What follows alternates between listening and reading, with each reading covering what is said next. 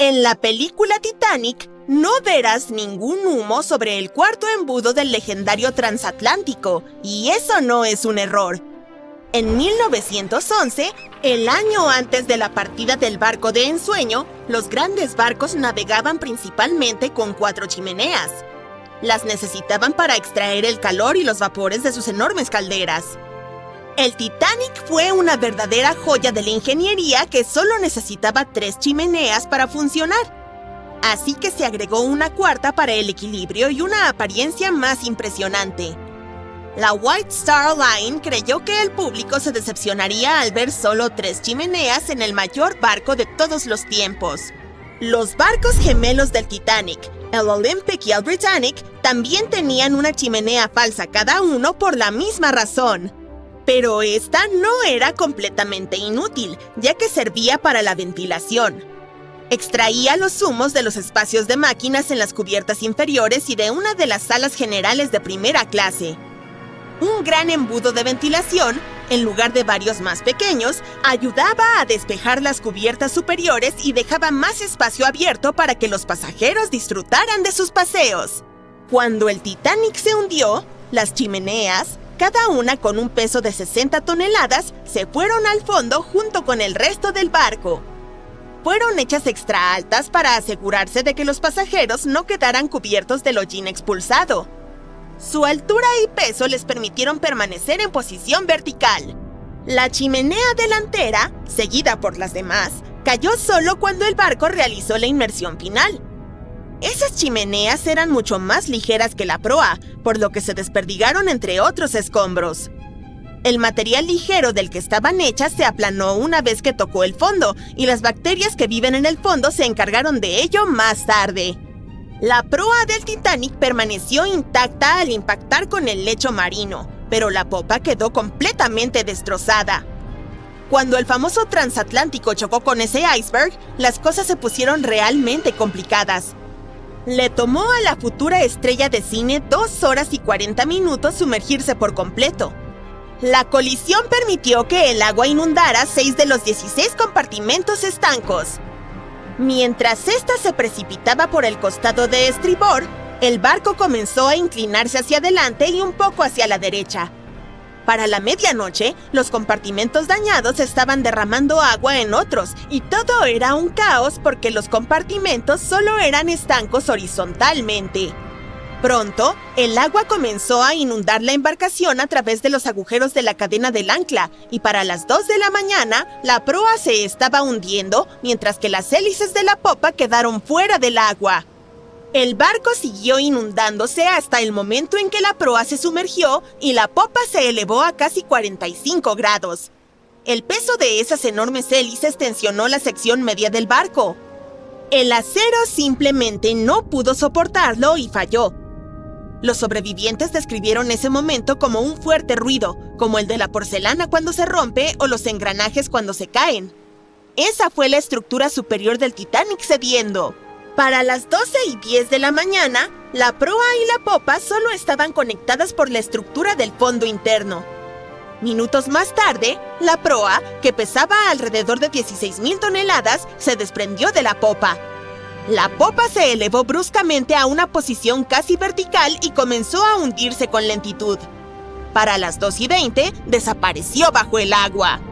La proa descendió a unos 20 kilómetros por hora y golpeó el fondo del océano casi media hora antes que la popa. Las dos partes del Titanic ahora yacen a 610 metros de distancia entre sí, apuntando en direcciones diferentes. La proa permaneció mayormente intacta, solo cubierta de barro. Pero la popa se convirtió en un desastre enredado debido a las implosiones que sufrió durante el descenso. El aire atrapado dentro de la estructura simplemente no pudo soportar la creciente presión del agua en las profundidades. Los cohetes de señales jugaron un papel importante en la tragedia del Titanic. Cuando un barco se hunde, se supone que debes lanzar bengalas rojas para señalizar problemas. Pero alguien decidió abastecer al Titanic con bengalas blancas en lugar de las habituales, así que, cuando el barco chocó contra el iceberg, la tripulación disparó las bengalas blancas. El SS Californian pasaba cerca y su capitán sabía que el Titanic estaba en una zona peligrosa de icebergs. La tripulación no vio el Titanic hundiéndose, pero ciertamente vieron esos cohetes blancos. La radio entre los barcos era inútil porque el operador del Californian la había apagado. El capitán tuvo la corazonada de que algo andaba mal, así que envió una señal luminosa en código Morse al Titanic, pero no recibió respuesta porque este ya se había hundido. Había otro barco, el Samson, navegando junto al Titanic. A bordo llevaban mucha carne de foca congelada y cazada ilegalmente en aguas canadienses. Por ello, navegaba con las luces apagadas para no ser detectado. Cuando vieron los cohetes blancos del Titanic, pensaron que era la guardia costera y se alejaron rápidamente. El Samson no tenía radio, así que no pudieron enterarse del desastre en curso. La tripulación recibió la noticia sobre el Titanic solo cuando llegaron a la costa de Islandia el mes siguiente. Ha habido muchas teorías para explicar la tragedia del Titanic, y una de las más recientes dice que hubo un incendio involucrado. Un periodista irlandés, Sinan Moloney, se puso en plan detective. Durante décadas investigó el misterio y dio con un descubrimiento revolucionario. Encontró un álbum de fotos que había estado oculto al público durante un siglo tras la tragedia. En las imágenes tomadas en el astillero Harland & Wolff en Belfast, Irlanda del Norte, apenas una semana antes de que el transatlántico zarpara, se puede ver claramente una enorme mancha negra de 9 metros en el casco del barco.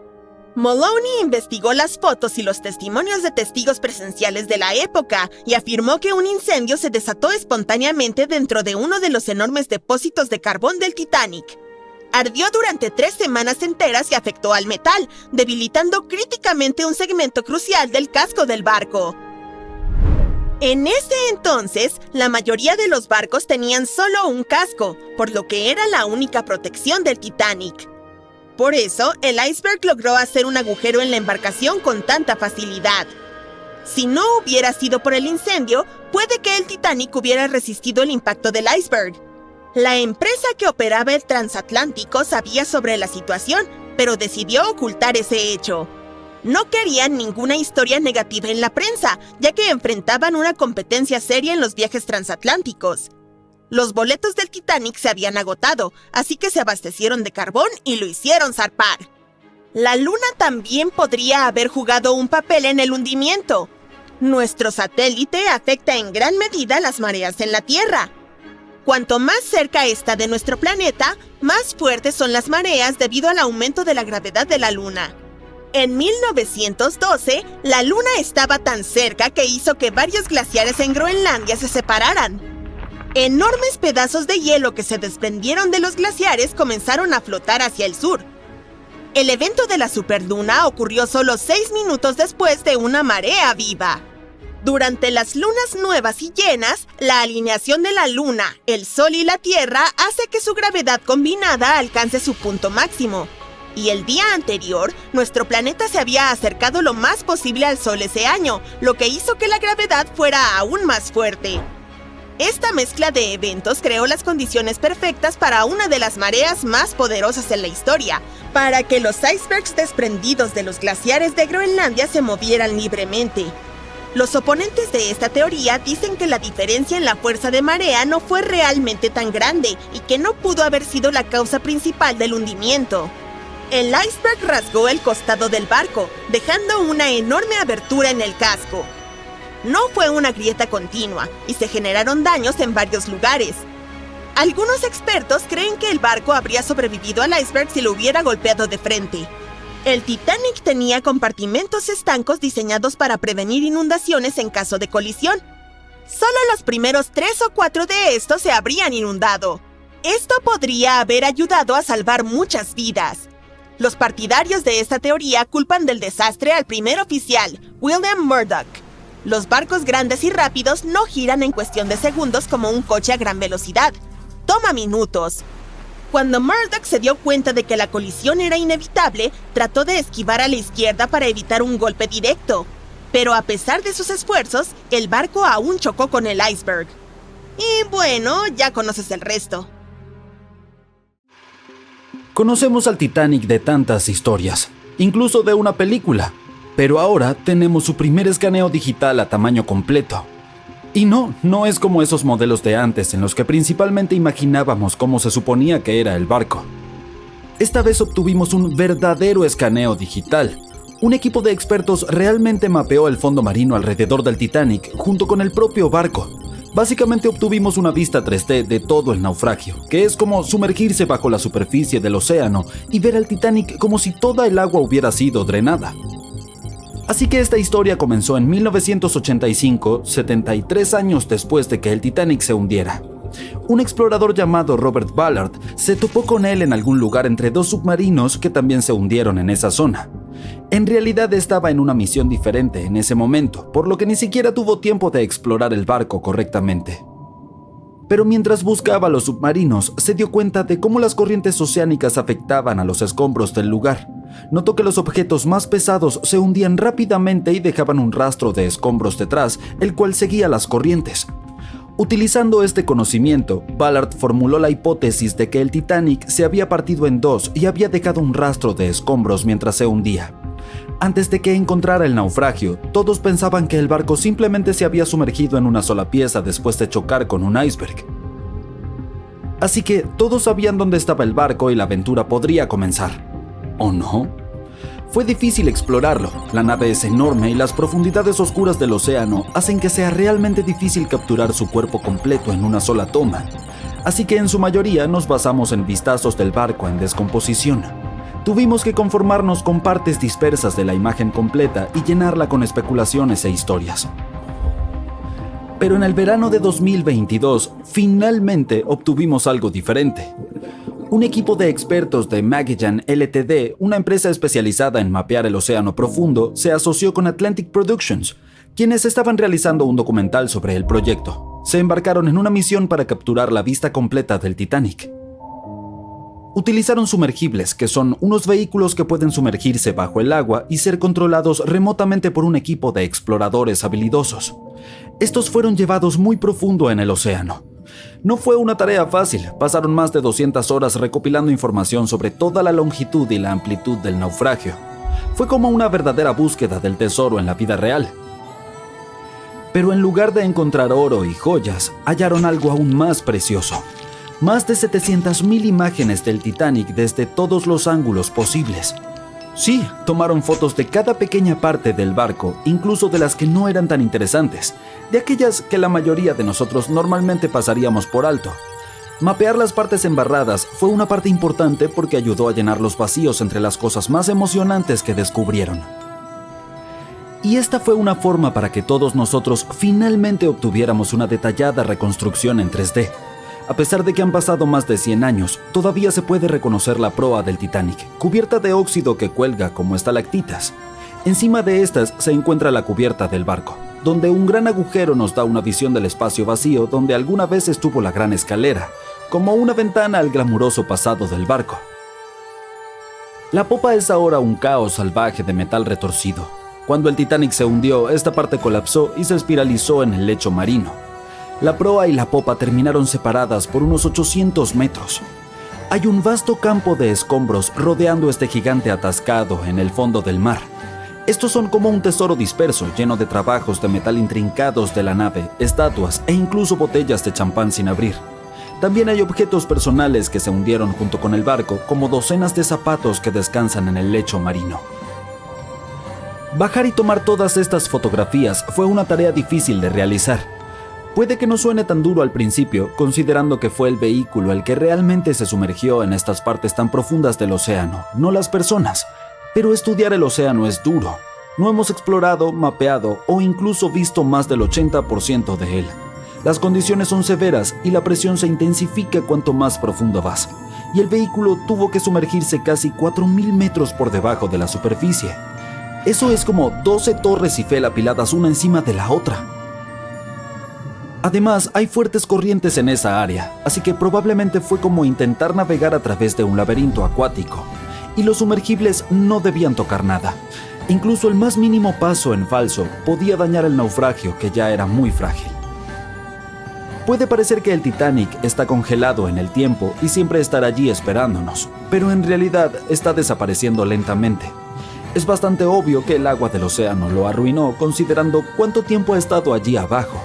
Pero no es solo eso. El naufragio en sí se ha convertido en el hogar de un tipo específico de bacteria, la Alomonas titanicae, que incluso recibió el nombre del famoso barco. Estas tienen una habilidad especial para sobrevivir dentro de formaciones oxidadas conocidas como rústicles. Se parecen un poco a los carámbanos, esos picos de hielo que se forman cuando el agua cae de algo y se congela. Estas bacterias tienen un gusto por el hierro que es abundante en el caso del barco. Para ellas es como un auténtico buffet allí abajo. Y a medida que pase el tiempo, estas bacterias seguirán comiéndose el hierro del barco poquito a poquito, hasta que un día el festín llegue a su fin y toda la nave desaparezca. Es como un proceso de reciclaje lento pero constante. Por lo tanto, este modelo en 3D que obtuvimos gracias al arduo trabajo de este equipo y la tecnología llegó en el mejor momento porque nunca sabemos cuánto tiempo nos queda para explorar el famoso naufragio. Esta vez incluso podríamos entender mejor la colisión con el iceberg. Las películas siempre muestran al Titanic golpeando al iceberg por su lado derecho, pero ni siquiera podemos estar seguros de ello. Los escaneos podrían ayudarnos a determinar si el barco realmente encalló en el iceberg, como si se hubiera atascado en él. Además, podemos estudiar la popa y analizar cómo el Titanic golpeó el lecho marino.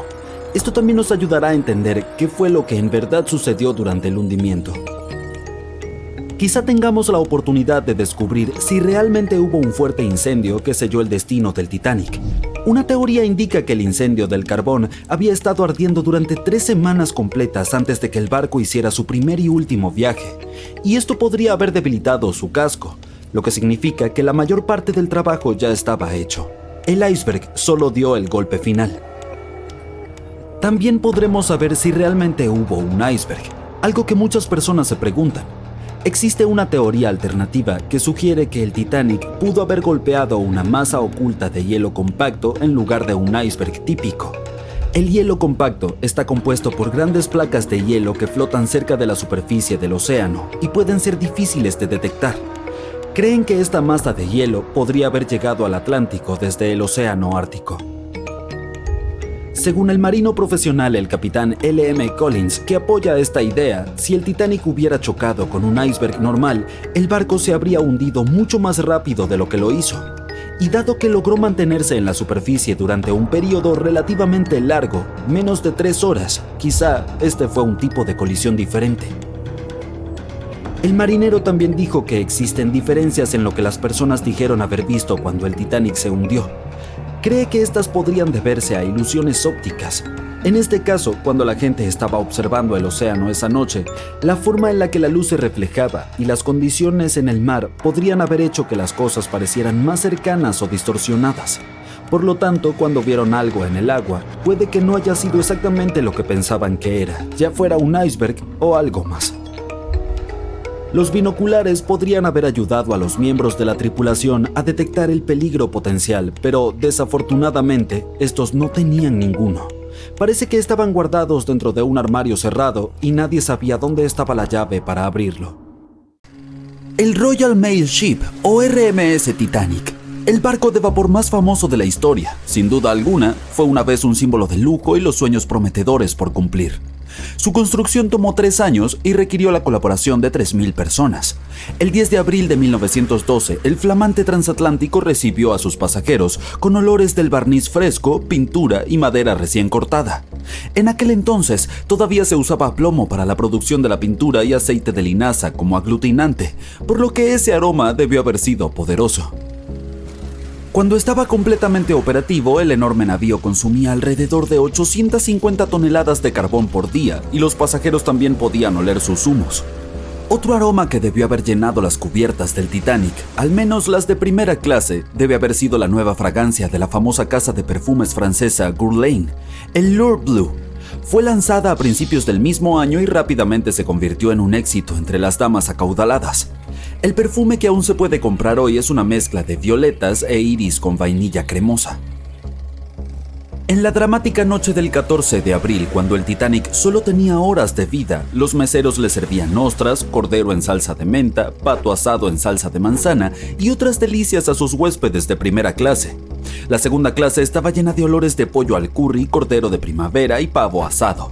Los pasajeros de tercera clase solo recibieron simples gachas y galletas esa noche.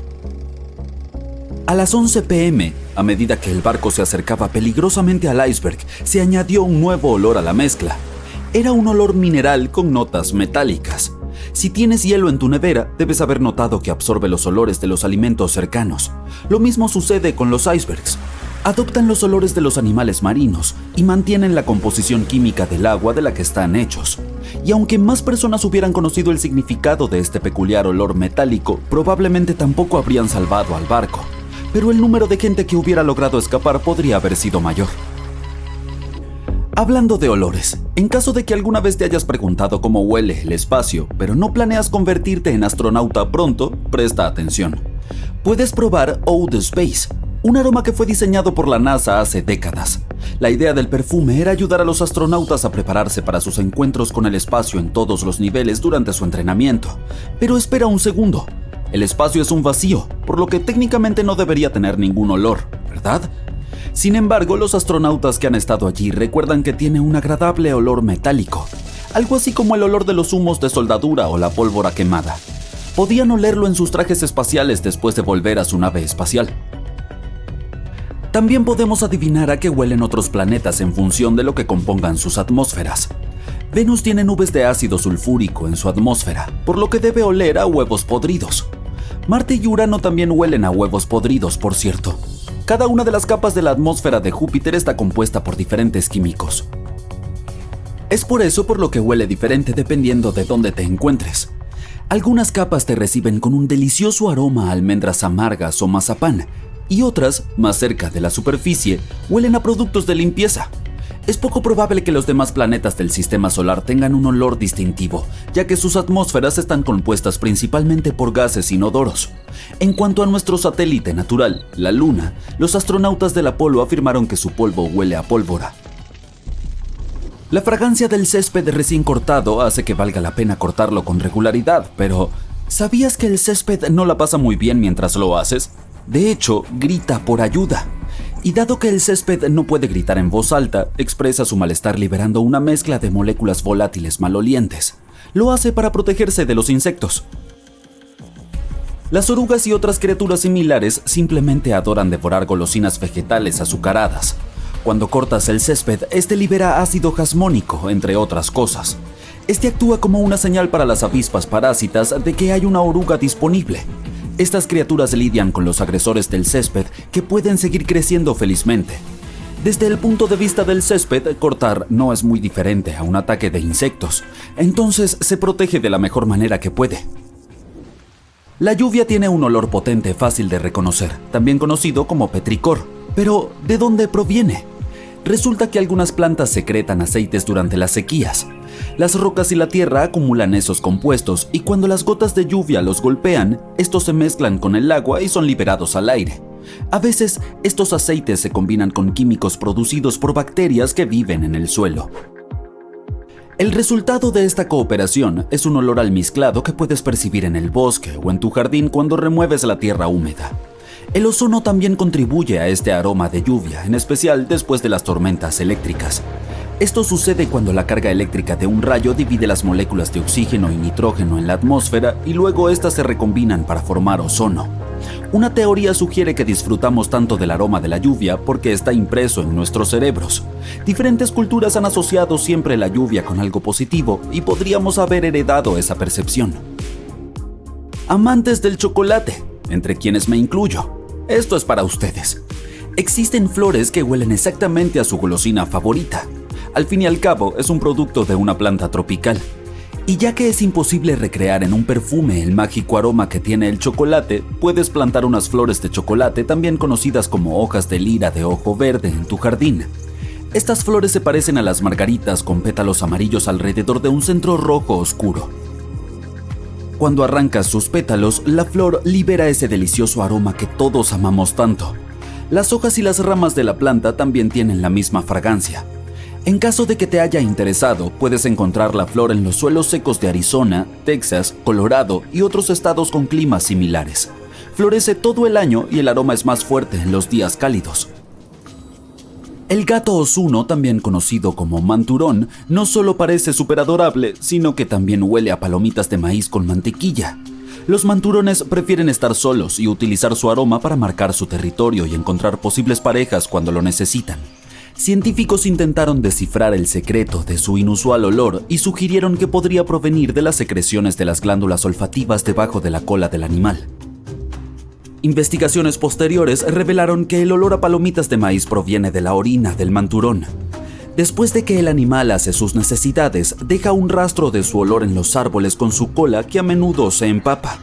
Pero si las palomitas de maíz reales solo liberan su increíble olor cuando revientan bajo el calor, ¿cómo hacen los manturones para hacerlo sin un microondas? La respuesta podría estar en su dieta o, más probablemente, en las bacterias que entran en contacto con el fluido natural del animal. El durián es una fruta popular en el sureste asiático que huele dulce y agradable para algunas personas, pero para la mayoría su olor es como una mezcla de cebollas podridas y calcetines sudados. El hedor es tan potente que está prohibido en el transporte público y hoteles en algunos países. El secreto del durián reside en sus 44 componentes activos que producen olor. La mezcla es tan compleja que nunca puedes predecir a qué va a oler. Y a pesar de ese horrible olor, el durián es considerado un manjar y se utiliza principalmente para hacer platos dulces como pasteles y dulces. Hubo un incidente oloroso con durián en una biblioteca en Australia. El olor a fruta podrida de un armario se había extendido por todo el edificio a través del sistema de aire acondicionado. Lo confundieron con una fuga de gas y tuvieron que evacuar alrededor de 500 estudiantes y profesores. Bueno, eso apesta, literalmente. Y finalmente, si alguna vez has ido a fuentes termales naturales o has ido a ver algunos géiseres, nunca olvidarás el olor del sulfuro de hidrógeno o, menos poéticamente, huevos podridos. En realidad no solo es desagradable, sino también altamente inflamable. Pero también puede ser bastante útil. La mayoría de los hogares en Islandia utilizan fuentes termales como fuente de agua caliente. Aunque no huele fresco, es perfectamente seguro para beber y el olor no permanece en tu cuerpo después de que te duchas. Así que ahí lo tienes. El Titanic se hundió el 14 de abril de 1912 y todas las pertenencias de los pasajeros y los artículos del barco fueron a parar a las profundas y oscuras aguas. Estos objetos esperaron pacientemente a ser descubiertos hasta 1985. El Titanic se hundió rápidamente y parecía que casi no quedaba nada del barco. Sin embargo, los buzos que fueron en pequeños submarinos lograron recuperar muchos artefactos del naufragio. Si te preguntas cómo se ven estos sorprendentes objetos, acompáñame. Varios museos tienen colecciones de objetos del Titanic rescatados por buzos o donados por los sobrevivientes y sus familiares. Y algunos de estos artículos incluso se venden en subastas, por lo que si estás dispuesto a gastar una bonita suma en un artefacto exclusivo, ¿por qué no? El primer artículo de mi lista es un reloj de bolsillo perteneciente a un pasajero del Titanic, John Chapman. John y su esposa Elizabeth estaban en su luna de miel. Cuando el barco golpeó el iceberg, a Elizabeth se le ofreció un asiento en un bote salvavidas junto a su amiga Emily Richards. Sin embargo, había un problema. El señor Chapman no podía entrar al bote. Elizabeth se volvió hacia su amiga Emily y le dijo: «Adiós, si John no puede ir, yo tampoco iré». Eso es lo que yo llamo amor verdadero. Después de un corto tiempo, el barco se hundió. Si retrocedemos y volvemos al reloj de bolsillo de Chapman, notaremos un detalle desgarrador. Los expertos creen que el reloj se detuvo alrededor del momento en el que el barco finalmente se sumergió. ¿Recuerdas la icónica escena de la película Titanic en la que los músicos continuaban tocando mientras el barco se hundía? El violín que tocaba el verdadero músico fue vendido en una subasta por 1,7 millones en 2013. Se dice que los músicos tocaban Nearer My God to Thee mientras el transatlántico se hundía.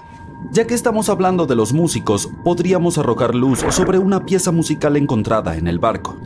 Era la canción Put Your Arms Around Me, Honey. Teniendo en cuenta el hecho de que el papel se arruina casi instantáneamente cuando se moja, es un milagro ver esas partituras. Otro documento de papel conservado es el menú del almuerzo. Los pasajeros de primera clase lucían sus hermosos vestidos y disfrutaban de su comida sin saber que era su último almuerzo. Este artículo único fue subastado por $122,000. Las comidas se ofrecían según la clase. Por ejemplo, los pasajeros de primera clase comían pavo asado con salsa de arándanos, cordero de primavera o abadejo al horno. En comparación, los almuerzos de tercera clase constaban de sopa de arroz, pan fresco, roast beef y salsa marrón. También había galletas marineras que los pasajeros comían para aliviar el mareo. No estaba solo el menú, también se recuperó un boleto VIP. El número de billete todavía se puede leer, 1342. A continuación, tenemos muestras de perfume de la época eduardiana. Un químico llamado Adolf Salfield subió al Titanic con varias botellas de perfume. ¿Por qué llevaba estas muestras? Bueno, Salfield planeaba abrir una tienda de fragancias en Estados Unidos. 61 frascos de perfume se hundieron con el barco. Afortunadamente, su propietario logró sobrevivir y llegar a salvo, pero sus muestras se hundieron y recién fueron descubiertas hace algún tiempo por los buzos. Cuando se nos cae un plato, por lo general se hace añicos. Pero, ¿crees que se pueda recuperar un plato intacto del Titanic? La respuesta es sí.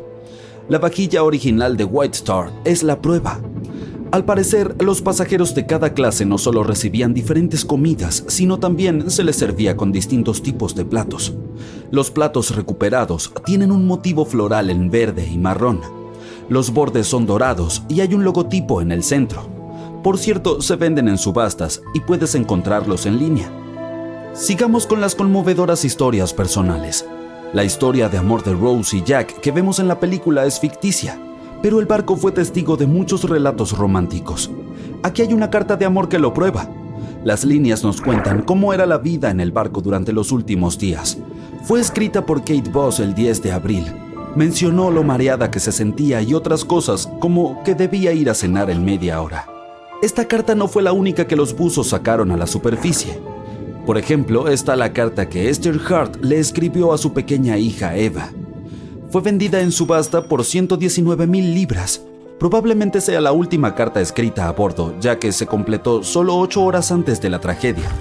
No está tan dañada porque estaba en el bolsillo del abrigo del marido de Esther. Otra carta que podemos mencionar es la del Dr. John Simpson. Esas palabras fueron las últimas que le escribió a su madre.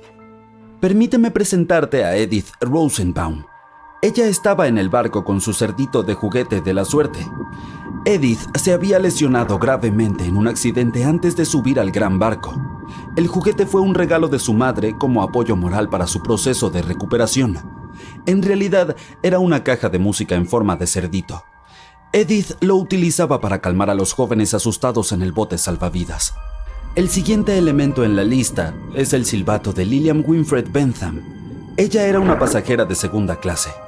En aquella terrible noche, Lillian estaba en su camarote. No creía que el Titanic pudiera hundirse. Después de todo, era el barco insumergible. Su amiga acudió a ella y la convenció de que se subiera a un bote salvavidas. Recién entonces se dio cuenta de lo grave que era la situación. Momentos después vio cómo el barco se partía en dos. Mientras el bote salvavidas se alejaba en la noche, Lillian vio a un tripulante que también había sido rescatado. Sin pensarlo 2 veces, envolvió al hombre con su abrigo de piel. Hacía mucho frío, así que probablemente le salvó la vida con ese gesto. El hombre quiso agradecerle su bondad, así que le dio a Lillian un silbato. Era el que había usado toda la noche para pedir ayuda. Este par de guantes blancos es uno de los elementos más raros recuperados del Titanic. Eran de algodón y le pertenecían a un caballero. La identidad del dueño es desconocida. La tela no puede durar bajo el agua durante décadas, pero estos guantes se conservaron bien y todavía se pueden ver los finos detalles y su elegancia. También se ha encontrado una campana. Sí, la famosa campana, la que sonó para advertir sobre el iceberg. Frederick Fleet y Reginald Lee estaban de guardia la noche del accidente. Ambos sobrevivieron. Fleet fue quien vio el iceberg antes de que el barco lo golpeara. Lo irónico es que Fleet y Lee no tenían binoculares. Estaban guardados en un armario, pero la llave del armario estaba en el bolsillo de un miembro de la tripulación que fue reasignado a otro barco a último minuto y no dejó la llave. Podrían haber visto el iceberg antes si hubieran tenido binoculares, y el Titanic podría haber girado a tiempo. Los buzos no solo descubrieron pertenencias de los pasajeros o de la tripulación, sino también piezas del propio barco. El siguiente elemento es la gran escalera. Algunas partes de esta icónica estructura se han recuperado del naufragio. Esta escalera se convirtió en un punto de encuentro entre los pasajeros de primera clase.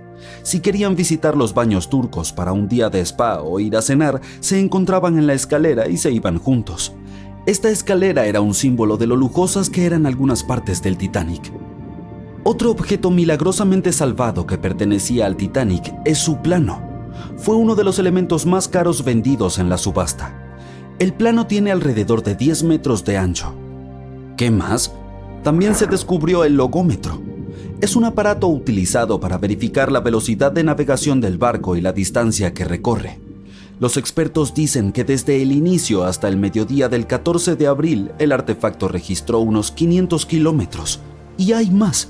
También se encontró un gran trozo de casco que pesa 15 toneladas. Los ojos de buey más grandes eran para los camarotes y los más pequeños eran para los baños. Esta pieza fue encontrada en 1994, pero fue en 1998 cuando se extrajo con éxito. Después de todos estos años bajo el agua, estaba llena de vida marina. Aún así, sorprendentemente, los ojos de buey todavía tenían vidrio. Supongamos que eres un buzo y solo puedes sacar uno de estos objetos. ¿Cuál elegirías? Apuesto a que nunca escuchaste esta historia sobre el Titanic. Este enorme transatlántico de lujo partía de Southampton en su primer viaje a Nueva York con más de 2,000 pasajeros y tripulantes a bordo. Te ahorraré los detalles por ahora, ya sabes cómo terminó todo.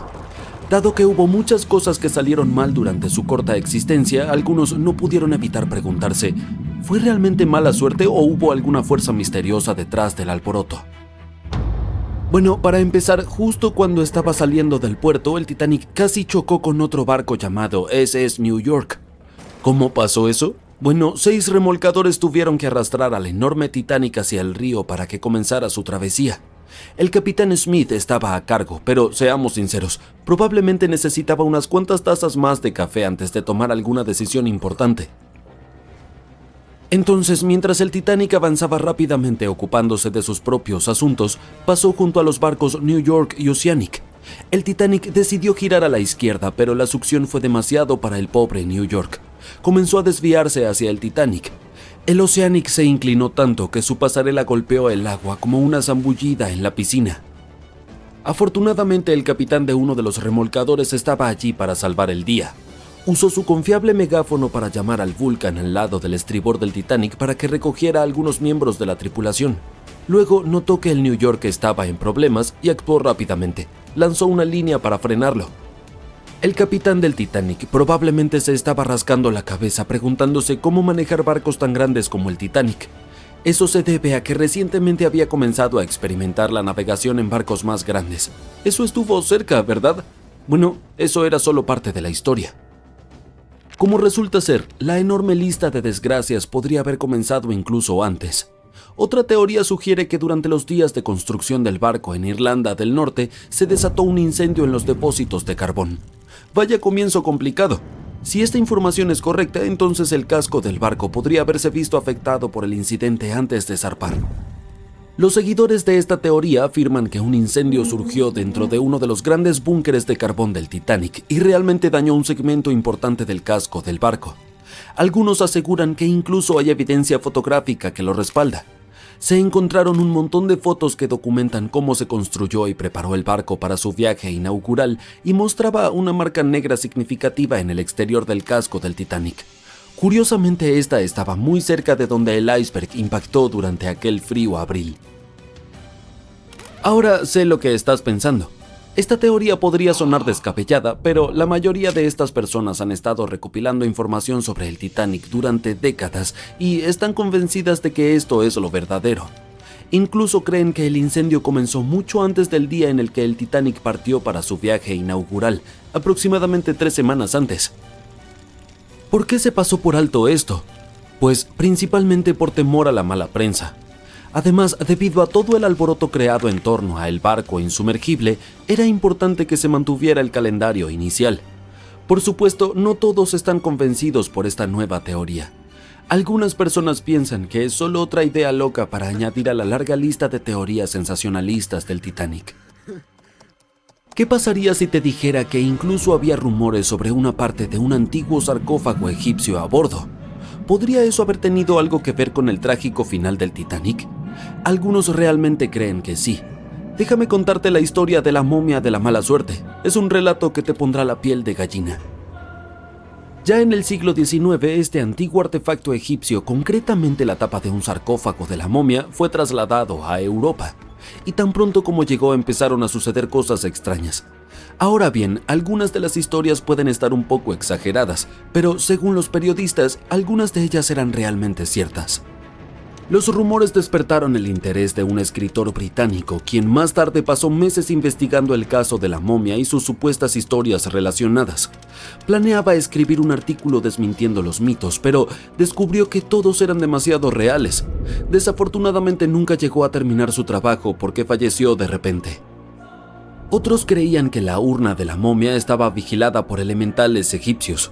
Advirtieron a otros que no se metieran con el artefacto. La historia de la urna de la momia es igual de espeluznante.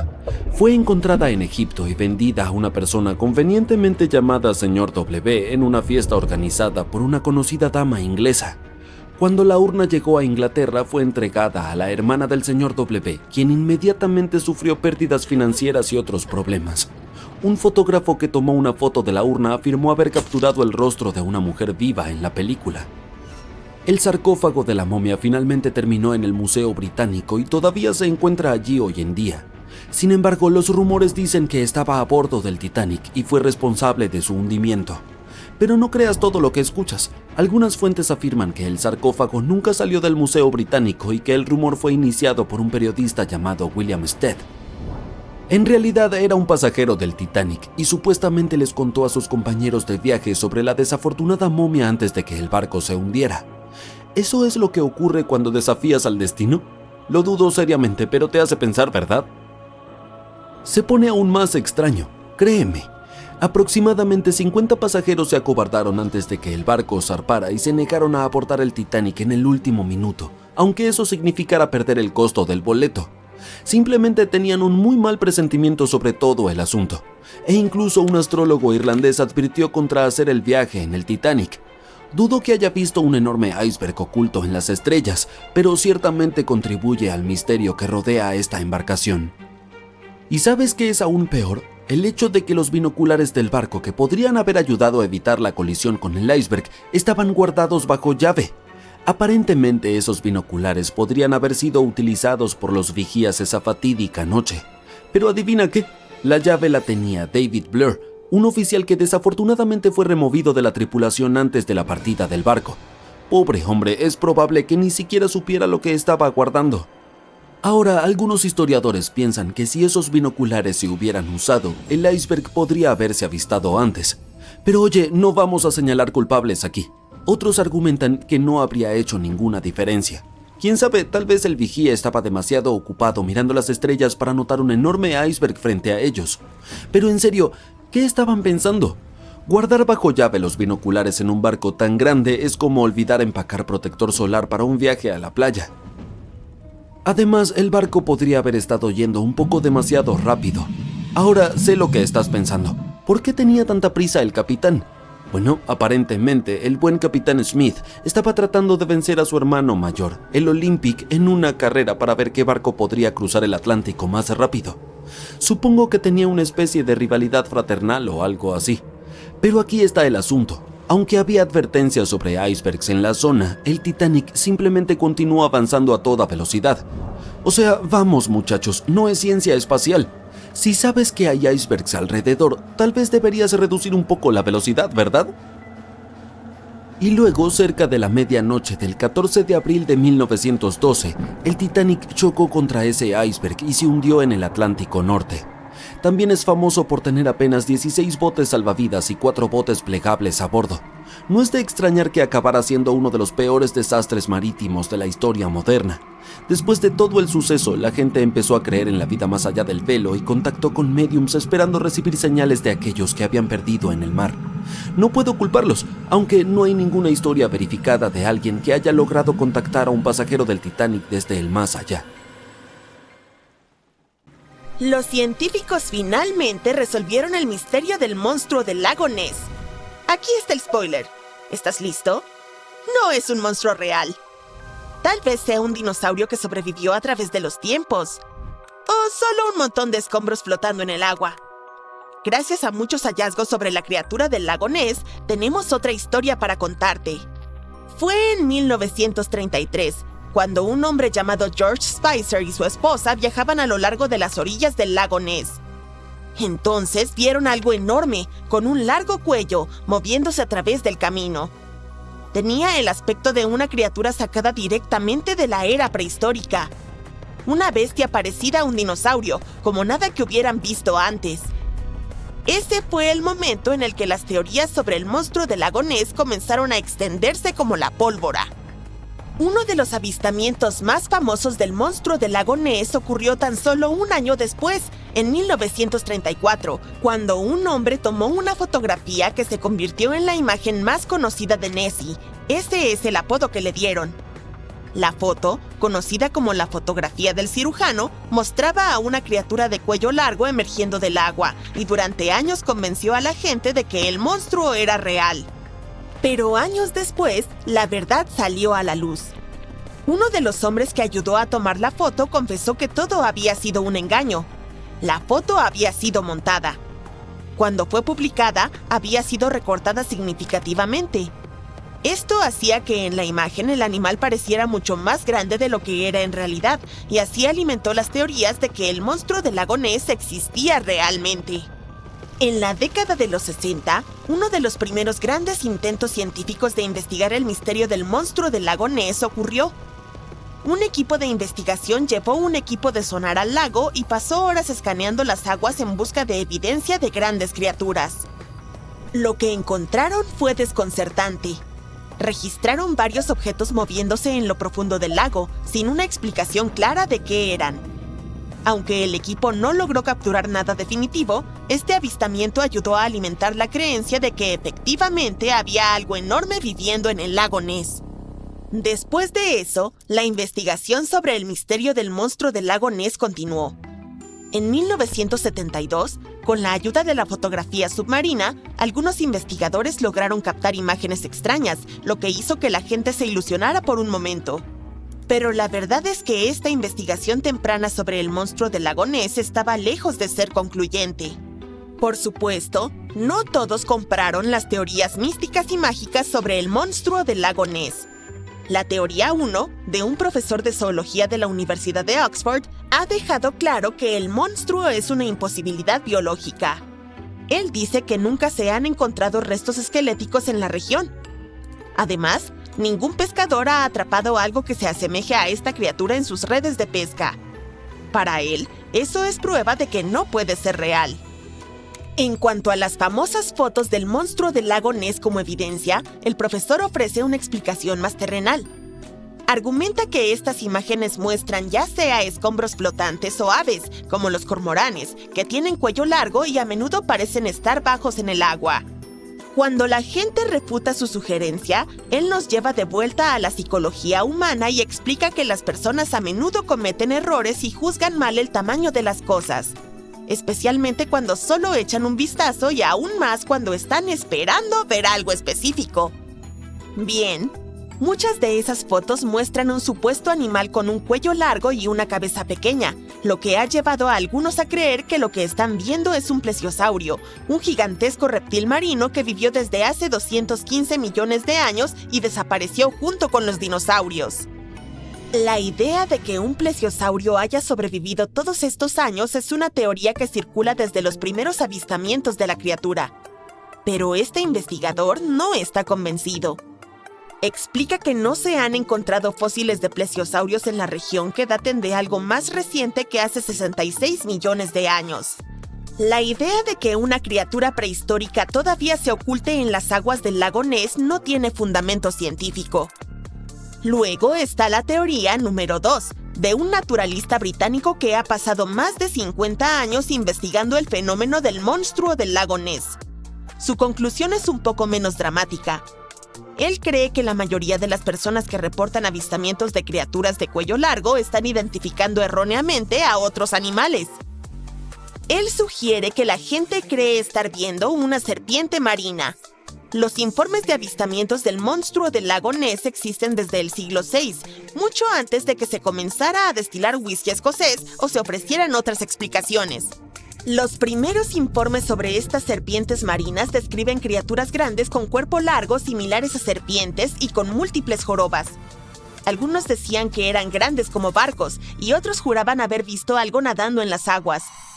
Muchos de estos primeros avistamientos de serpientes marinas pueden haber sido malentendidos o exageraciones de animales normales en el lago, como peces grandes o incluso aves nadadoras. Podrían haber sido anguilas grandes, que se sabe que habitan en el lago Ness. Estas anguilas, especialmente cuando están en movimiento, podrían haber dado la impresión de una criatura larga y ondulante en el agua. Las personas que vieron estas anguilas desde lejos, especialmente en condiciones de poca luz o neblina, podrían haberlas confundido con algo mucho más misterioso. La teoría número 3 dice algo diferente. Nessie es solo una serie de ondas estacionarias que ocurren cuando dos estelas de embarcaciones se mueven en direcciones opuestas, creando una gran protuberancia en el agua que podría parecer una criatura desde la distancia. Los entusiastas del lago Ness incluso mostraron cómo funciona con imágenes de Fort Augustus, donde un río se encuentra con el lago Ness. Estos entusiastas tenían grandes planes para usar drones con cámaras infrarrojas y micrófonos submarinos especiales para buscar en el lago. El lago Ness es enorme, se extiende a lo largo de 37 kilómetros y tiene más de 200 metros de profundidad. Así que pensaron que necesitaban drones y cámaras infrarrojas para poner fin a esta discusión. A pesar de todo, no han encontrado a Nessie. Pero no solo el monstruo del lago Ness carece de una explicación científica. También ha habido innumerables avistamientos del Yeti y Pie Grande que nadie puede explicar. La gente ha hecho películas y sueñan con encontrar la verdad sobre estas criaturas. Pero según investigaciones y evidencias recientes, parece poco probable que alguna vez hallemos pruebas definitivas de su existencia. Los científicos dicen que pueden explicar los avistamientos de Pie Grande, y así es como lo hacen. Los biólogos que estudian la vida silvestre utilizando cámaras trampa, las cuales se instalan en áreas remotas para captar imágenes de animales que pasan, han intentado durante mucho tiempo encontrar especies elusivas. Estas cámaras detectan el movimiento, toman fotografías y proporcionan datos invaluables sobre la biodiversidad de diferentes ecosistemas. A medida que las cámaras trampa recopilan más fotos con el tiempo, el número de especies registradas aumenta.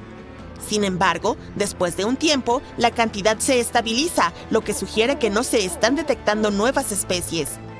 Aunque es imposible afirmarlo con certeza absoluta, los investigadores dicen que después de un gran despliegue de cámaras, la probabilidad de descubrir nuevas especies, y más aún las grandes como Pie Grande o el Yeti, disminuye significativamente. Estudios con cámaras trampa se han llevado a cabo durante años en regiones donde se rumorea que viven estos seres, pero hasta ahora no ha surgido evidencia concluyente. En cambio, la supuesta prueba de Pie Grande o el Yeti a menudo proviene de fotos borrosas o videos inestables tomados por individuos que afirman haberlos encontrado. El conocimiento científico de la biología también hace que la existencia de Pie Grande sea altamente improbable. A menudo descrito como un gran simio, Pie Grande habría tenido que evolucionar en América del Norte. Sin embargo, los grandes simios evolucionaron en África, y el único gran simio que llegó a las Américas es el Homo sapiens, que cruzó el estrecho de Bering hace solo unos 16.000 años. Este es un tiempo demasiado corto para que una nueva especie como Pie Grande haya podido evolucionar. Aunque para los entusiastas de estas misteriosas criaturas sea decepcionante, la evidencia científica apunta firmemente hacia la conclusión de que criaturas como Pie Grande y el Yeti son más fantasía que realidad. Después de décadas de exhaustiva investigación científica, podemos afirmar que la ciencia ha resuelto el misterio del monstruo del lago Ness, y es pura ficción. ¿Qué opinas?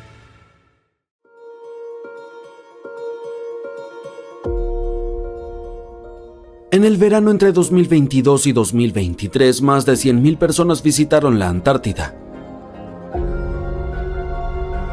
Sí, estamos hablando del continente más elevado, seco, ventoso y probablemente el más peligroso de la Tierra. Pero al parecer a la gente le gusta ir allí por diversión, y el número de turistas sigue creciendo. La mayoría de los visitantes llegan allí en cruceros haciendo escala en la península antártica, conocida por su clima templado, su accesibilidad y su abundante vida silvestre. Por lo general, desembarcan en la bahía Fieldes, donde pueden tomar botes inflables para observar de cerca los icebergs, las ballenas jorobadas, los pingüinos y las orcas. También puedes practicar kayak o incluso explorar el paisaje blanco y salvaje en helicóptero.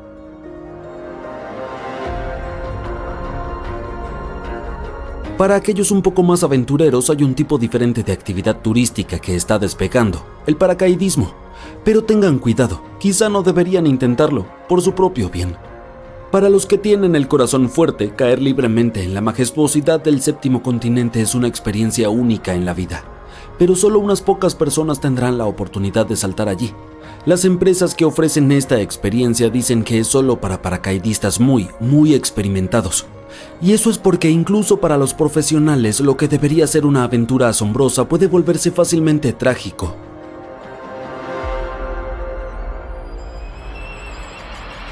Tal como le sucedió a un grupo de 6 hombres en diciembre de 1997. En tan solo 30 segundos, lo que se suponía que sería un salto emocionante se convirtió en una lucha por la supervivencia. El grupo estaba compuesto por 3 estadounidenses, 2 noruegos y 1 austríaco, todos paracaidistas con mucha experiencia. Uno de ellos era un ex capitán de la Fuerza Aérea con unos 750 saltos en su haber. Para estos tipos, lanzarse en paracaídas en la Antártida probablemente era un pasatiempos más relajante, o quizá incluso una oportunidad de experimentar el máximo sabor de la libertad. La primera parte de su viaje salió bien. Tuvieron que esperar 4 días en Chile a que el clima mejorara en Patriot Hills, el campamento base ubicado en la Antártida. Así que se quedaron en el hotel esperando el gran día. Los estadounidenses y el paracaidista austríaco esperaban establecer algún tipo de récord. Como no eran las primeras personas en saltar sobre el Polo Sur, decidieron intentar algo diferente. Uno de ellos sugirió que en lugar de saltar cada uno solo, debían intentar hacer un trabajo relativo, como lo llaman, realizando una formación de 4 en el cielo. Es cuando las personas saltan y se sujetan de los brazos y las piernas. Todos estuvieron de acuerdo. Si todo salía según el plan, establecerían un récord mundial. Desafortunadamente, eso no ocurrió. El 3 de diciembre finalmente volaron a la Antártida y se alojaron en el campamento Patriot Hills, donde las coloridas tiendas de campaña se acomodaban contra las montañas Ellsworth. Era verano allí, por lo que no hacía tanto frío como podrías pensar. Estamos hablando de temperaturas de alrededor de 10 grados bajo cero. Para ser un grupo que no se conocía bien, rápidamente formaron lazos como si fueran amigos cercanos. Después de todo, estaban viviendo la mejor experiencia de su vida y todos eran apasionados del paracaidismo. Mientras esperaban su vuelo, se pusieron los trajes y revisaron el equipo de cada uno al menos 4 veces. Luego llegó el momento. Abordaron el avión y mientras ascendían a 2.500 metros sobre el polo, algunos de ellos necesitaron oxígeno. Normalmente los paracaidistas no necesitan oxígeno a esa altura, pero estamos hablando de la Antártida. La Tierra en sí ya está a más de 2.700 metros sobre el nivel del mar. Así que en este punto estaban en realidad a más de 5.200 metros, donde el aire es escaso. Corrían el riesgo de quedarse sin oxígeno, lo cual puede afectar el pensamiento, la visión y el tiempo de reacción. El aire enrarecido crea otro problema, menos resistencia. Caes más rápido y tienes menos tiempo para maniobrar. Pero en el cielo probablemente estaban demasiado emocionados para darse cuenta de los peligros del paracaidismo en la Antártida. No había marcha atrás. En el punto de salida todos saltaron y cayeron a través del aire delgado y helado a una velocidad estimada de 320 km por hora. Durante la caída libre pudieron haber enfrentado temperaturas tan bajas como de 70 grados bajo cero. Estuvieron cerca de romper un récord al formar una figura en el cielo uniendo sus manos y pies, pero algo estaba mal. Uno de los estadounidenses, Michael Kearns, se sintió desorientado porque no tenía un punto de referencia. A diferencia de saltar sobre una ciudad donde puedes ver árboles o edificios para saber qué está arriba o abajo, la Antártida es completamente distinta. Es solo vacío por miles de kilómetros. La luz del sol, la nieve y el hielo se mezclan. Todo se ve blanco, totalmente blanco. Kearns revisó rápidamente su equipo y se dio cuenta de que ya estaba demasiado bajo, probablemente solo a unos 300 metros de altura. Muy bajo para tener el paracaídas todavía sin abrir. El intento de récord se había perdido, ahora era una lucha por la supervivencia. Se separó de la formación con sus colegas y buscó la anilla de su paracaídas de reserva, pero un dispositivo automático ya la había activado, probablemente a unos 180 metros. No hubo tiempo para un aterrizaje seguro y controlado. Recogió las piernas y las rodillas, giró y se estrelló de cara contra la nieve. Silencio. Kearns buscó a sus amigos con la mirada. Los dos noruegos lograron aterrizar a salvo, pero lamentablemente los otros 3 hombres no sobrevivieron a la caída. 2 de ellos ni siquiera activaron sus paracaídas. Hasta el día de hoy nadie sabe exactamente qué salió mal, pero el tanque de oxígeno a bordo del avión podría ser una pista. Los 3 paracaidistas que utilizaron oxígeno durante el vuelo sobrevivieron, mientras que los 3 que no lo usaron no lo lograron. Como se mencionó anteriormente, la falta de oxígeno puede afectar tu cerebro.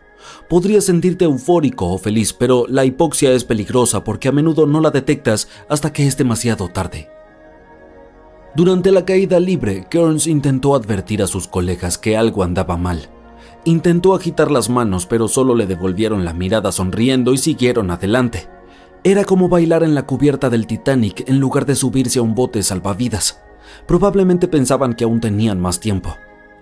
¿Estarían abrumados por la descarga de adrenalina? ¿O tal vez solo estaban sintiendo los efectos de la hipoxia?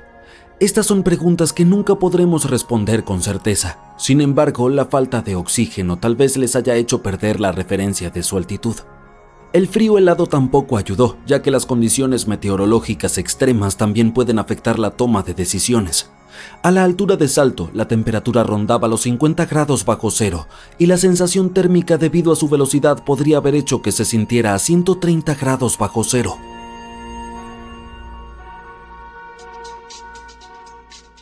Aunque esta es una historia triste, no todos los relatos de aventuras en la Antártida terminan en tragedia.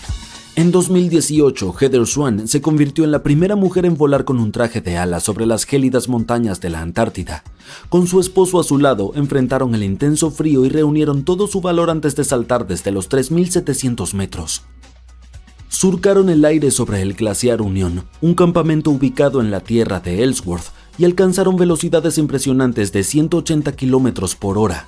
Pero una vez más debemos decir, solo profesionales muy experimentados pueden lograr algo así. En el caso de Swan, le llevó 18 años de entrenamiento estar lista para hacer wingsuit en la Antártida. Si has llegado hasta aquí, probablemente estarás convencido de que lanzarse en paracaídas en la Antártida no es la mejor idea. Pero, ¿qué tal visitarla como turista? Bueno, ese es un tema candente. Las personas que han estado allí dicen que la experiencia es indescriptible. Según algunos, hay algo realmente sanador en estar en un lugar tan remoto. Se siente como estar en el espacio exterior, pero en la Tierra. Al mismo tiempo, quienes fueron allí ahora son los que quieren protegerlo de los visitantes. Algunos sugieren que disfrutemos de la Antártida desde lejos porque una gran cantidad de turistas podría afectar su frágil ecosistema. En 2023, la cubierta de hielo marino se redujo durante 6 meses seguidos. Por eso los expertos dicen que visitar la Antártida tal vez no debería estar en tu lista de cosas por hacer. De hecho, probablemente no debería estar en la lista de nadie. Un arqueólogo portugués acaba de descubrir un montón de barcos hundidos llenos de oro, incluyendo un galeón español con 22 toneladas de oro y plata. Tanto oro hoy en día tiene un valor de unos 2.000 millones de dólares, y esta es la cantidad de un solo barco. El arqueólogo Alexandre Monteiro hizo este descubrimiento casi por accidente. Estaba estudiando algunos documentos cuando encontró información sobre un barco que desapareció en 1615 y decidió que quería encontrarlo. Después de muchos años, Alexandre no solo encontró esta embarcación específica. En realidad, descubrió 8.620 naufragios solo en las aguas de Portugal. De este número, 250 estaban llenos de oro, un descubrimiento que haría temblar a cualquier Jack Sparrow. La mayoría de estos barcos se hundieron por razones aburridas como el clima, pero a veces fueron destruidos en batallas que pueden haber sido épicas. Transportaban oro y otros tesoros del Nuevo Mundo hacia Europa y, por supuesto, todos querían su parte. Alexandre ha estado estudiando naufragios históricos durante 30 años, por lo que ha descubierto muchos barcos que se hundieron de maneras gloriosas. En 1816, por ejemplo, un barco de uno de los hombres más ricos de Portugal se hundió en Australia con la increíble cantidad de 66,000 monedas de plata. Este fue el primer barco de Portugal que se sumergió en las aguas de Australia. La mala noticia es que estos antiguos barcos hundidos, llenos de riquezas e historias épicas, no son tan fáciles de alcanzar. Están muy en el fondo del océano y cubiertos de arena. Igual podrías intentarlo, pero eso sería robar parte de la historia de un país, y eso no está bien, ¿verdad? Naturalmente, Portugal no fue el único país que exploró los mares en esa época. La costa de Europa está llena de barcos hundidos cargados de oro. De hecho, hay alrededor de 1 millón de naufragios históricos bajo el agua en este momento, y los tesoros abandonados bajo el mar podrían valer alrededor de 60,000 millones de dólares. Es una cantidad de dinero enorme, pero déjame decirte que estos barcos hundidos llenos de oro no valen realmente la pena. Hay muchas historias de descubrimientos de tesoros marítimos que se convirtieron en demandas judiciales terribles y hasta en largas condenas de cárcel. Nuestra primera historia comienza en 1746, cuando una violenta tormenta hizo naufragar un barco llamado Príncipe de Conti cerca de una isla de Bretaña. La nave estaba llena de té, cerámica y tenía 100 lingotes de oro. Por supuesto, los dueños del barco intentaron salvar el botín, pero si no es fácil ahora, imagina cómo era en el siglo XVIII. Pasaron más de 200 años para que la embarcación fuera encontrada. Finalmente ocurrió en 1975, cuando un grupo de franceses la descubrieron y decidieron llevarse casi todas las cosas valiosas que pudieron encontrar. Ahora bien, dije que estas cosas no valían la pena por una razón. En Francia, si encuentras algo que podría ser histórico, debes declararlo a las autoridades locales dentro de las 48 horas. No cumplir equivaldría a cometer algo conocido como delito. Para ser justos, nuestros amigos franceses sí declararon sus hallazgos, pero solo los cañones corroídos del barco. ¿Y el oro? Bueno, lo vendieron, obviamente, porque cada lingote de oro vale entre 125,000 y 231,000 dólares. A las autoridades francesas les llevó casi 50 años recuperar el oro robado, y no lo recuperaron todo. Parte de él fue comprado por una pareja de ancianos que vivía en Florida, y el delito es tan grave que fueron acusados de estar relacionados con lavado de dinero, crimen organizado y tráfico de bienes culturales. Los saqueadores también vendieron algunos lingotes de oro a la colección del Museo Británico. Ahora, volvamos a la década de 1850, cuando un vapor llamado SS Central America viajaba de Panamá a California y de regreso. Esto ocurrió durante la fiebre del oro de California, una época en la que 300,000 personas se trasladaron a California para buscar oro. Debido a que la ruta de viaje no era nada sencilla, la gente tenía que transportar su oro en grandes barcos. Aquí es donde entra en escena nuestro amigo el SS Central America. En 1857, el barco tenía a bordo 578 personas y unas 10 toneladas de oro. Muy pocos sobrevivieron, y entre 100 y 150 millones de dólares en oro se hundieron con el barco. Todo esto explica por qué, en 1988, un grupo de inversores de Columbus decidió financiar un proyecto de investigación para encontrar este barco. La investigación fue liderada por un hombre llamado Tommy Thompson. Tommy estaba obsesionado con la idea de encontrar este barco hundido lleno de oro. Le llevó años hallar la ubicación exacta del SS Central America, en especial porque el barco estaba a 2,300 metros bajo la superficie del Océano Atlántico y recuperarlo requería de mucha tecnología sofisticada. Un grupo de 161 inversores financió su aventura, pero no hace falta decir que no lo hicieron por amor. Invirtieron $12,500,000 en este proyecto porque esperaban ganar al menos 10 veces más. Pero como la vida no es todo risas y alegrías, 39 compañías de seguros demandaron al equipo de investigación en cuanto recuperaron el oro. En aquel entonces, cuando el barco estaba operativo, estas compañías aseguraron la carga del SS Central America, y cuando finalmente la carga fue recuperada, más de 100 años después, querían ser indemnizadas. Dijeron que no era su trabajo recuperarlo, pero eso no significa que lo abandonaran. Estos disparates no prosperaron y el 92% del oro fue entregado al equipo de investigación. La trama se complicó cuando los inversores fueron estafados por nada menos que Tommy Thompson, quien huyó con $4.160.000. También tenía 500 monedas de oro, pero no le ha dicho a nadie dónde están. Casos como este son la razón por la que la mayoría de los países tienen reglas para proteger las propiedades culturales. Y sí, a veces los naufragios pueden ser una propiedad cultural. Obviamente, hay muchos descubrimientos de tesoros marítimos que ocurren sin violar ninguna ley. El SS City of Cairo, por ejemplo, era un vapor que se hundió en 1929 con 2.000 cajas de monedas de plata, con un peso de 122 toneladas. Una empresa llamada Deep Ocean Search recuperó las monedas de una profundidad de 5.200 metros, 1.400 metros más profundo que el Titanic. 34 millones de libras fueron al Tesoro del Reino Unido, y Deep Ocean Search también recibió una parte. La buena noticia es que algunas de las monedas pueden ser compradas por coleccionistas de manera legal. Pagar por un tesoro es tal vez lo más cercano que se puede estar de un hallazgo arqueológico submarino. Sé que todo lo que hice fue destruir tus sueños de piratería, pero aunque saquear naufragios llenos de oro puede ser un delito en la mayoría de los países o simplemente imposible para nosotros meros mortales, no todo está perdido. Hay unos 770 billones de dólares en oro en el fondo del océano, y no tiene dueño. Es como una mina de oro submarina, solo que el oro está en el agua. ¿Sabías que el agua del océano es salada, no? Bueno, el oro se mezcla con los minerales del agua, así que no es como si fueras a tropezar con una pepita de oro en la playa. Cada litro de agua de mar contiene 13.000 millonésimas de gramo de oro, y es muy difícil extraer esas diminutas partículas del agua. Pero eso no significa que no haya habido intentos, y, por supuesto, también ha habido engaños.